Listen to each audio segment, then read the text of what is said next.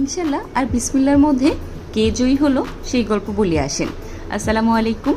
আমি নর্মালি আমার প্রতিটা কাজের শুরুতেই ইনশাল্লাহ, বিসমিল্লাহ বা আলহামদুলিল্লাহ এই কথাগুলো ব্যবহার করে থাকি। তো আজকে কেক বানানোর জন্য এই বউগুলো প্রয়োজন ছিল, সেগুলো আমি রেডি করতে নিয়েছি। তো আমি কাজের শুরুতে বিসমিল্লাহ বলতে ভুলে গিয়েছিলাম, আর এই বউগুলো আমার নিয়মিত বানানো হয় না, যেহেতু নিয়মিত না তাই প্র্যাকটিসটা কম। তো কাজের শুরুতে ওই ছোট্ট যে বউগুলো দেখলেন এগুলো আমি বানাচ্ছিলাম, সাইজটা বুঝতে পারিনি প্রথমে। তো এটা বানাতে গিয়ে আমি খেয়াল করলাম এটা অনেক ছোট আর আমি বানাতে পারছি না।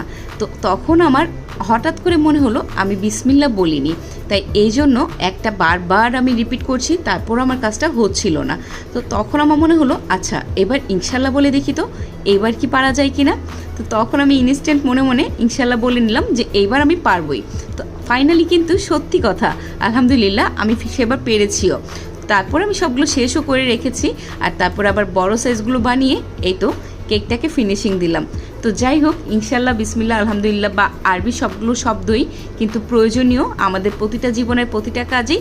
সেগুলো সবসময় যে কোনো কাজে ব্যবহার করার চেষ্টা করবেন, জীবন সহজ হয়ে উঠবে এই শব্দগুলোর মাঝে।